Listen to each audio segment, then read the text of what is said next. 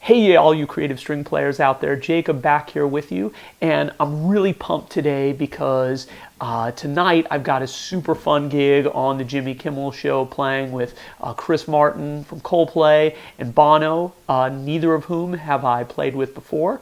And it got me thinking a little bit about playing in a string ensemble that's amplified and monitoring yourself. In almost every situation, when you're playing in any type of string section, you're going to be using some type of headphone or earpiece. And it turns out that there are a couple of different categories of these, and they're not all created equal. So just like we always say that there's no one pickup or one microphone that's right for every type of playing and every style, that's also the case for your monitoring options.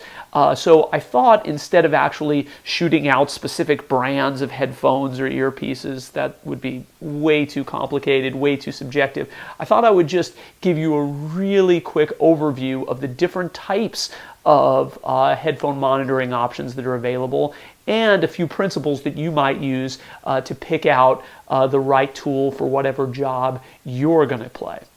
So I thought the best way to do this might be to break down a few of the most common playing situations that you're likely to find yourself in, and what type of earpiece or headphone I use in those situations and why.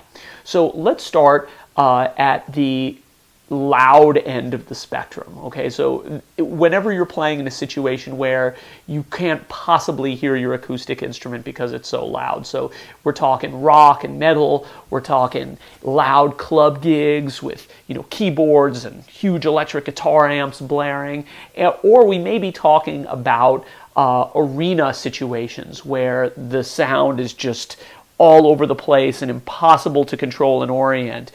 In those types of situations, you're going to really, really want to first block out as much ambient sound as possible so that you're not confused by, reflected sound coming off of, different parts of the dome that you're playing in or the arena, and so that you're not actually going to, damage your ears, right? So in order to do that, really the only solution in those types of situations are in-ear monitors, right? And those are monitors that actually block the ear canal so that you don't have to crank your signal to be heard over all those blaring guitars and electric basses and such. And a lot of the time you can get generic ones, but most of the time when you see them, they'll be in the forms of in-ear molds like this. So where we actually get a custom mold made to our ear canal so that they fit really well, so that they get a really tight seal.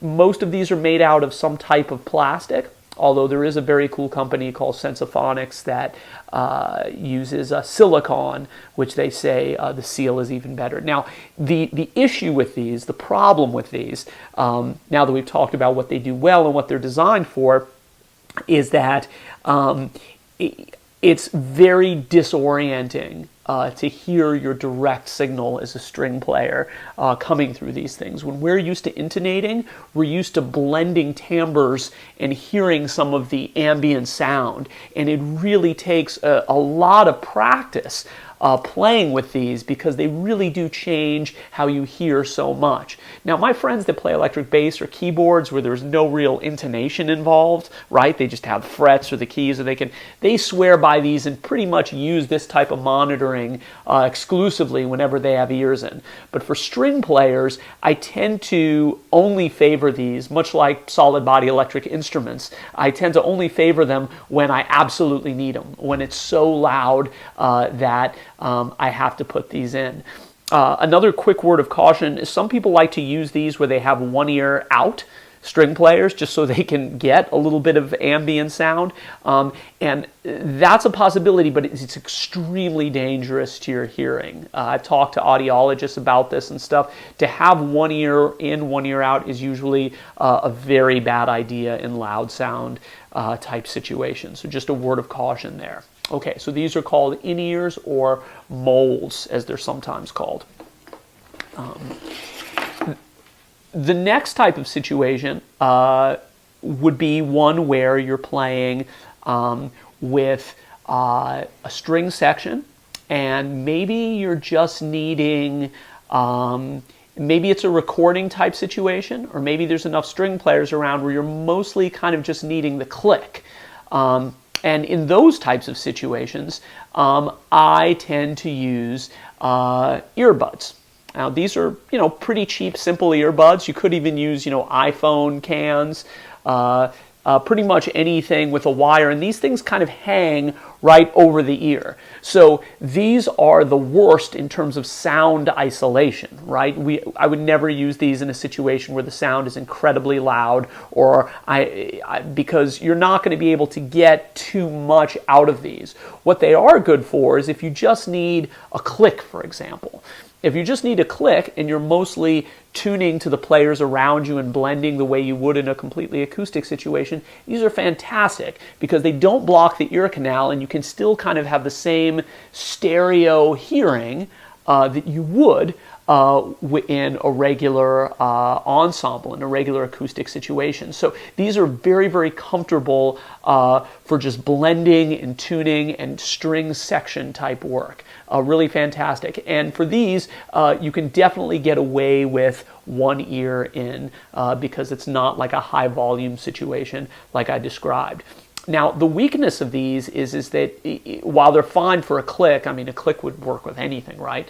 They're extremely low performance when it comes to the quality of sound that's coming out of them. So if you need something that gives you more bass response, more blending, and you're tuning more to a track, like for example, if you're playing a solo string section or a solo string session where you're mostly tuning to whatever's around, in that case, it's good to have something like this, which you'll see in all of the big string scoring and scoring stages across LA. This is just a one ear, as you can see, over the ear headphones. So these are much larger drivers. You get a lot more bass, a lot higher quality of sound, which again is ideal if you're needing more than just a click. The other cool thing about these one ears is that, especially for us cellists, you're not hitting the peg of the instrument, and so it's really good, particularly if you're a home recordist, just doing solo tracks for people or whatever, to get yourself a really nice pair of one ear headphones like this. This particular one that I have is by Barry Dynamic. It's about $100 and something bucks. They make excellent headphones. I would highly recommend this one, but there are plenty of other brands out there as well. One last monitoring situation that I find myself using more and more these days is taking one channel out of my my effects pedal, my floor rig, and running that through a volume pedal into my headphones. That allows me to get away with not using an amp on stage, and while continuing to kind of regulate how loud I am in my ears. I did an awesome video called The Two-Channel Solution about this a while back, basically talking about the fact that as string players, and I think this is really a unique thing for us, if we hear too much of our sound on stage, we're going to back off with our playing, which causes the sound man to turn us up even more and creates all kinds of problems. Our instruments are really dynamic, right, compared to our electric guitar buddies and our keyboard playing friends and the drummers and such. And so we really need to be able to control our own personal volume level, that whatever's going to our ears, in a way that the other instrumentalists maybe don't. So I'll take a separate channel out of my board, as I said, and I'll go into a headphone amp. They have ones that are pedal mountable. I like to use this little Electro Harmonics clip-on belt tuner, or sorry, it's not a belt tuner, just a belt clip. It's a headphone amp. And it just has a 1/4 inch in and turns it into a stereo out for headphones. And on stage, that is amazing and way more compact than having an amp or trusting the sound guy with another channel for monitoring. Well, I hope that gives you some ideas for finding the right type of headphone monitoring for whatever playing situation you play in. The best part about these headphones compared to a lot of the other gear we talk about on the site is that they're relatively affordable. It doesn't cost too much money to have all three types of these in your personal toolbox or in your gig bag ready to go. And it really does, for me, make a huge difference when I'm using the right tool for the right job. Well, that's it for now. We'll see you next time.